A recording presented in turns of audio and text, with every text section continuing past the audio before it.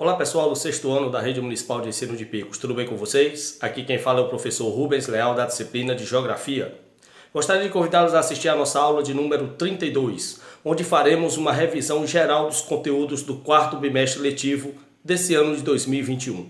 E todos os conteúdos elencados nessa aula você poderá acompanhar no seu livro didático entre as páginas de número 188 e 226. Vamos nessa então? Então, o primeiro conteúdo trabalhado nesse quarto bimestre, lá no mês de outubro, foi o dos recursos naturais e as atividades econômicas. E é bom que nós saibamos que os recursos naturais são todos os recursos disponíveis na natureza. Eles podem ser renováveis e não renováveis. Dentre os recursos renováveis, eu gostaria de citar, por exemplo, algumas fontes de energia, como a energia eólica, a energia solar, assim como a água, que também é um recurso renovável. E os recursos não renováveis é aqueles que, uma vez extraído da natureza, não tem um ciclo de renovação. Ele vai se esgotar com o uso. Como é o caso dos combustíveis fósseis, como o petróleo, o carvão mineral e o gás natural. Esses se enquadram no rol dos recursos naturais não renováveis. Quanto às atividades econômicas, elas estão alocadas em 3 setores. Esses setores envolvem a população economicamente ativa. O setor primário envolve todos aqueles que trabalham com a agropecuária e o extrativismo, seja ele mineral, animal ou vegetal. O setor secundário das atividades econômicas corresponde a todos os que trabalham na indústria.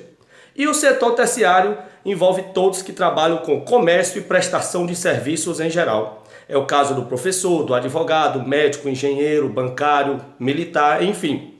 Então esses são os 3 setores de atividades econômicas no mundo: setor primário, agropecuária e extrativismo, setor secundário, indústria, e setor terciário, comércio e prestação de serviços.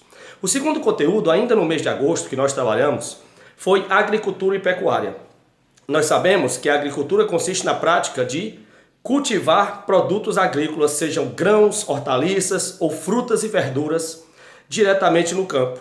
E a pecuária é a criação de rebanho, bovino, asinino, caprino, ovino. Então, a criação de animais é a pecuária e o plantio diretamente no campo é a agricultura. E os dois juntos formam a agropecuária, que pode ser de 2 formas.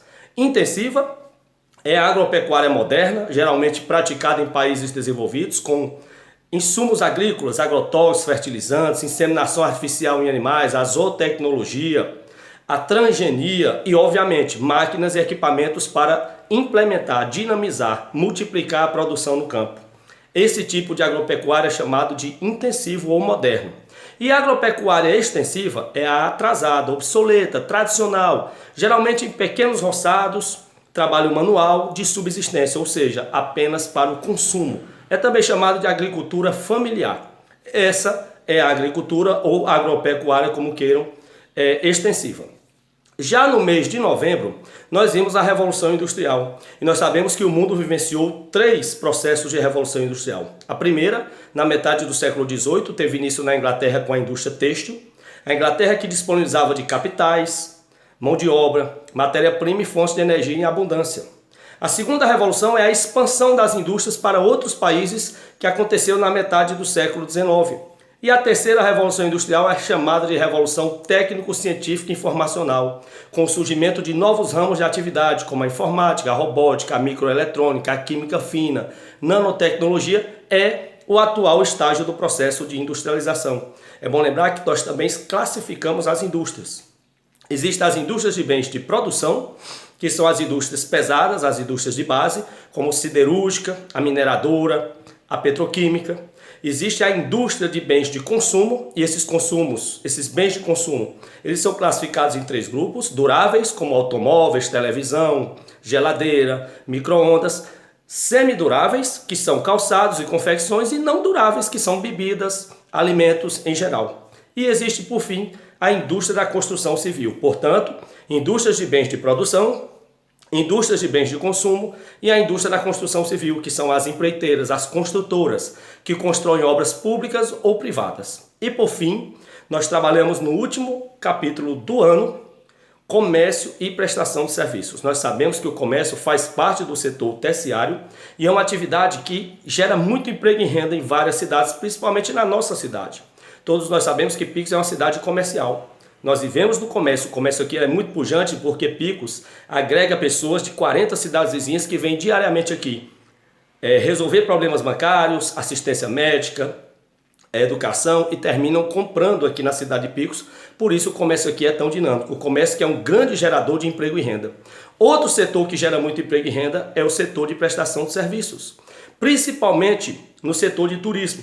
O turismo que envolve desde a viagem, o setor de transportes, como o setor de hotelaria, restaurantes, guias, parques, museus. Então, o setor de turismo ele alavanca uma série de empregos, gera muita renda para as cidades. E o país que mais recebe turistas no mundo é a França. A França recebe em média 80 milhões de pessoas anualmente. E esse é um dos polos geradores de emprego e renda no país. O Brasil também recebe uma grande gama de turismo, mas o nosso maior turismo ele é interno. Ocorre de pessoas que se deslocam dentro do próprio país buscando as riquezas naturais, principalmente as lindas praias quentes de águas límpidas do Nordeste, que são polos de atração de turistas do Brasil e de várias partes do mundo. Então aqui nós encerramos, espero que tenham gostado, um forte abraço e até a próxima.